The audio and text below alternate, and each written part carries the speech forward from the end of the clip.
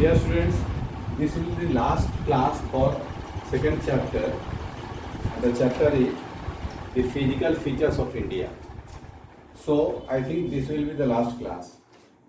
In previous classes, we have already discussed about the northern plain and the Himalayan mountains. Now, the next is the peninsular plateau. इसको हम कह सकते हैं कि ये प्रायद्वीपीय भारत यानी कि भारत का जो दक्षिणी हिस्सा है, जो पठारी भूभाग है, अगर इंडियन मैप को आप देखेंगे तो ये मैप है लगभग, तो ये जो पोर्शन है, इस पोर्शन को, इस पूरे पार्ट को हम लोग पेनिनसुलर प्लेट्यू के नाम से जानते हैं। तो ये क्या है? The table land composed of the old crystalline igneous and metamorphic rocks is known as peninsular plateau. तो ये पुराना निर्माण है, काफी पहले का है, यानी कि आपने पढ़ा होगा कि जब हिमालय का फॉर्मेशन हुआ था तो ये ही ओरिजिनल पार्ट था जो कि था पहले से, और ये इग्नियस और मेटामॉर्फिक रॉक से बना हुआ है, तो काफी हार्ड पार्ट है ये। और ये आप देखेंगे कि formed due to the breaking drifting of the Gondwana land. Gondwana land जो कि बहुत पहले का बहुत पुराना लैंड था, उसको ये उसके टूटने से, ड्रिफ्ट करने से इसका फॉर्मेशन हुआ था।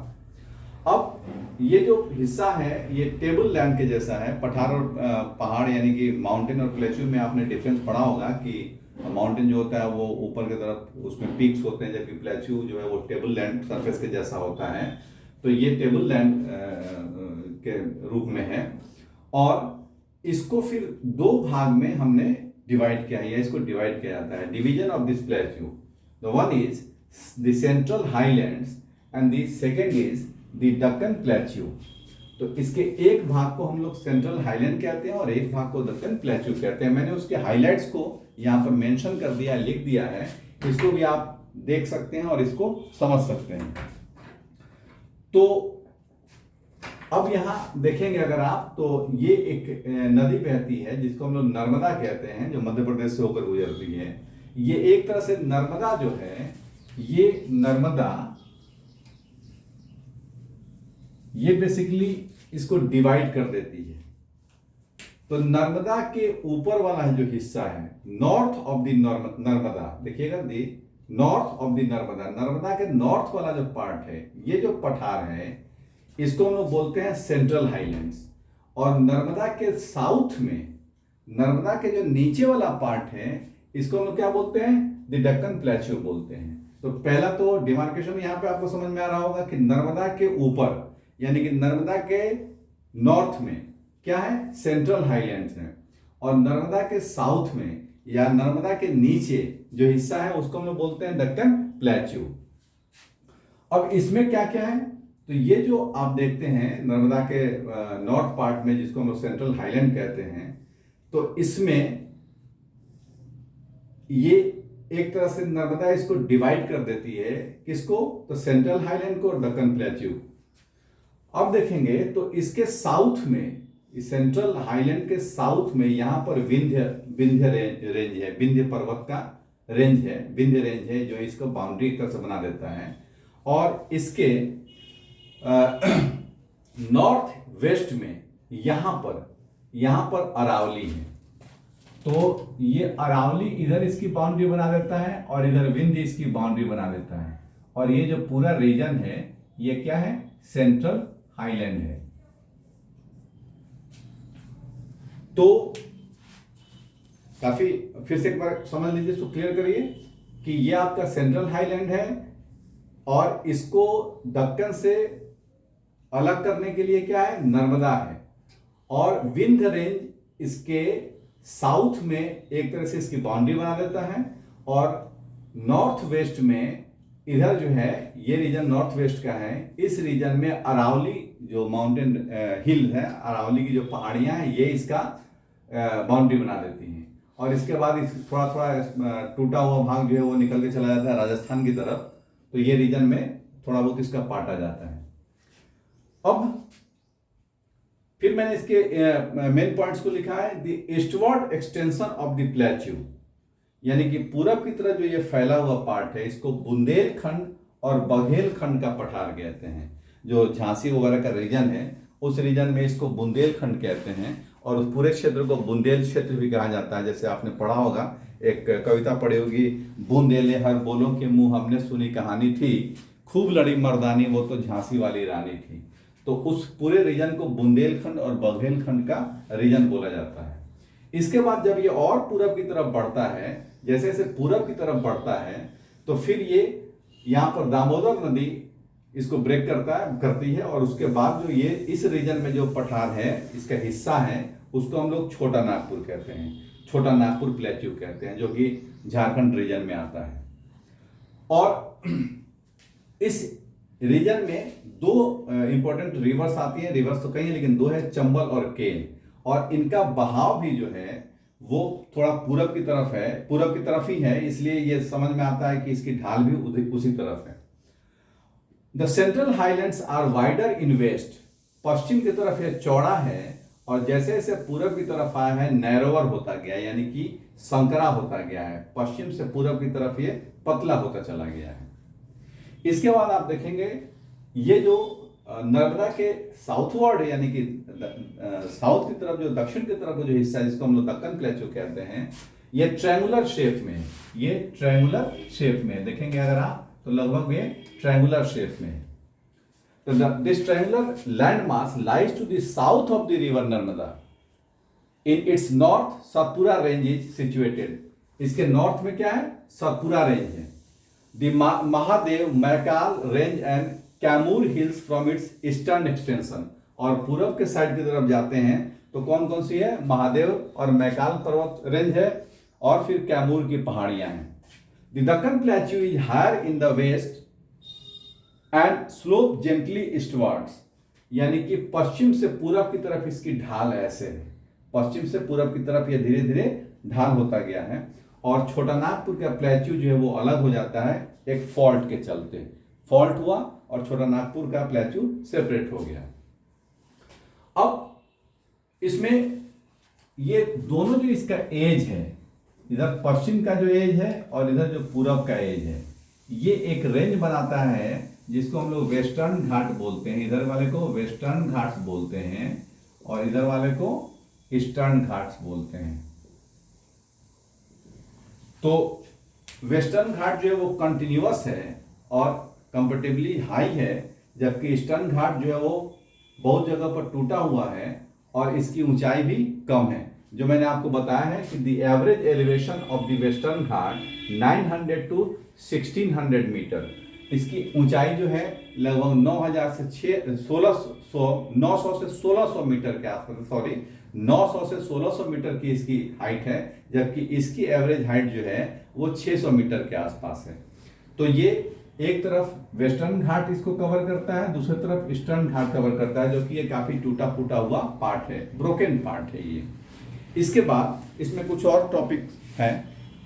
जैसा मैंने आपको बताया कि वेस्टर्न घाट जो है वो कंटिन्यूअस रेंज है, जबकि ईस्टर्न घाट वो ब्रोकन है। वेस्टर्न घाट की एवरेज जो एलिवेशन हाइट है वो 900 मीटर टू 1600 मीटर है, जबकि ईस्टर्न घाट्स की जो एवरेज हाइट है वो 600 मीटर्स के है। अब वेस्टर्न घाट में जो हाईएस्ट पीक्स हैं, एक अनाईमुडी है 2695 मीटर्स इसकी ऊंचाई है, जबकि दूसरा दी डोडा बेटा 2637 मीटर है।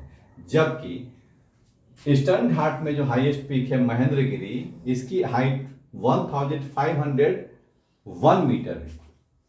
अब इसके नीचे जो ये इसमें पूरा एक, अगर आप बुक को देखेंगे तो पूरा एक एरिया है जो ब्लैक सॉइल का ट्रैप है, जो बिल्कुल ये ब्लैक सॉइल का, the black soil are known as Deccan trap is one of the distinct features of the peninsular plateau. इस रीजन में ये पूरा जो हिस्सा है, ये पूरा का पूरा हिस्सा देखेंगे अगर आप, तो ये ब्लैक सॉइल का हिस्सा है और ये इसकी एक खासियत खूबी रही है। इसके बाद हम लोग नेक्स्ट टॉपिक को देखते हैं। ये आपका टॉपिक है द इंडियन डेजर्ट। क्या है? The Indian desert. उसके बाद नेक्स्ट टॉपिक है वो है द इंडियन डेजर्ट। तो अगर आप मैप को देखेंगे आपको शायद ज़्यादा समझ में आएगा। मैं आपको दिखा रहा हूँ, ये जो सेंट्रल हाईलैंड्स का हिस्सा है, इसके बाद अरावली के बाद वाला जो हिस्सा है, ये आपका पूरा इंडियन डेजर्ट के रूप में जाना जाता है, जिसको हम लोग थार के नाम से भी जानते हैं। तो गुजरात का जो कुछ रीजन है, जिसको कच्छ वगैरह हम जानते हैं, और राजस्थान का जो रीजन है जो पाकिस्तान बॉर्डर की तरफ है, ये पूरा का पूरा जो एरिया है, ये मतलब किसके, पेनिनसुलर इंडिया के जो नॉर्दर्न पार्ट है, मतलब जो सेंट्रल हाईलैंड है, उसके पश्चिम के तरफ और उत्तर और पश्चिम की तरफ, खासतौर से पश्चिम की तरफ का जो हिस्सा है, उसको हम लोग क्या बोलते हैं, द इंडियन डेजर्ट बोलते हैं। इस एरिया में रेनफॉल बहुत कम होती है, scanty rainfall below 150 millimetre per year, 150 millimetre से भी कम होती है बारिश यहाँ पर सालाना। इसलिए यहाँ का टेम्परेचर हॉट क्लाइमेट है with low vegetation. Climatic condition यहाँ काफी हॉट है और बहुत कम पेड़ पौधे यहाँ पर दिखाई पड़ते हैं, थोड़े बहुत बबूल वगैरह, कीकर वगैरह दिखाई पड़ते हैं। और बहुत बड़ा जो बेसिकली जो डेजर्ट, जैसे आप डेजर्ट का राजस्थान का मतलब ये ना समझें कि पूरा का पूरा डेजर्ट ही है। आप जयपुर जाएंगे, आप बाकी शहरों में जाएंगे तो ठीक वैसे ही दिखाई पड़ेंगे जैसे हमारे शहर दिखाई पड़ते हैं। लेकिन जो बॉर्डर के तरफ के जो है, जैसलमेर और उससे आगे की तरफ जाएंगे, फलूदी वगैरह और उस एरिया में जाएंगे, तो उधर आपको ओरिजिनल जो डेजर्ट आप जिसको समझते हैं वो दिखाई पड़ेगा। तो जो बॉर्डर रीजन है, उस रीजन में बहुत बड़े बड़े बालू के टिब्बे यानी कि बालू के ढेर दिखाई पड़ेंगे, जिसको हम लोग क्या बोलते हैं, बरखांस बोलते हैं। बरखांस ऐसे क्रिसेंट शेप ड्यून्स बने रहते हैं और ये खतरनाक भी होता है, क्योंकि कई बार जब तेज हवाएं चलती हैं तो ये बालू या जो डेजर्ट जो सैंड्स है वो एक जगह इकट्ठा हो जाते हैं, और कभी कभी ये अगर आप इसमें फंस गए तो आप इसी में दबे रह जाएंगे और ये पूरी तरह से आपकी समाधि बना देगा। अब इसके बाद हम देखते हैं द कोस्टल प्लेन्स के को। ये नेक्स्ट टॉपिक है द कोस्टल प्लेन्स। तो आप जैसे आप देखे होंगे कि ये जो इंडिया का नीचे का पार्ट है, जिसको हम पेनिनसुलर इंडिया कहते हैं, तो इस रीजन में वेस्टर्न घाट और इधर अरेबियन सी है और इधर बे ऑफ बंगाल है। तो वेस्टर्न घाट और अरेबियन सी के बीच में नैरो एक पूरा का पूरा ये जो है वो प्लेन है, जिसको हम लोग कोस्टल प्लेन के रूप में जानते हैं। ये इधर भी है और ये इधर भी है। तो इधर वाले को हम लोग वेस्टर्न कोस्टल प्लेन कहते हैं और इधर वाले को हम लोग ईस्टर्न कोस्टल प्लेन कहते हैं। यानी कि जो अरेबियन सी के तरफ या वेस्टर्न घाट की तरफ जो नैरो प्लेन है, इसको हम लोग क्या बोलते हैं, वेस्टर्न कोस्टल प्लेन बोलते हैं। और जो बे ऑफ बंगाल की तरफ या ईस्टर्न घाट्स की तरफ जो कोस्टल प्लेन है, उसको हम लोग बोलते हैं ईस्टर्न कोस्टल प्लेन। अब वेस्टर्न कोस्टल प्लेन को 3 नाम से जानते हैं। अगर आप देखेंगे तो इसको 3 नाम से हम समझ सकते हैं।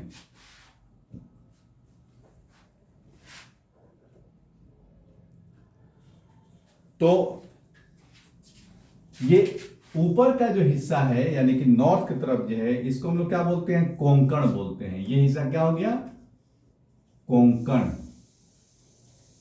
जो गोवा और महाराष्ट्र का जो रीजन होता है, इस रीजन को हम लोग क्या बोलते हैं, नॉर्दर्न पार्ट को हम लोग कोंकण बोलते हैं। सेंट्रल जो पार्ट है इसको हम लोग क्या बोलते हैं, कन्नड़। और जो बिल्कुल साउदर्न पार्ट है इसको हम लोग क्या बोलते हैं, मालाबार। तो इसको 3 हिस्से में बांटा गया और 3 नाम से जाना जाता है।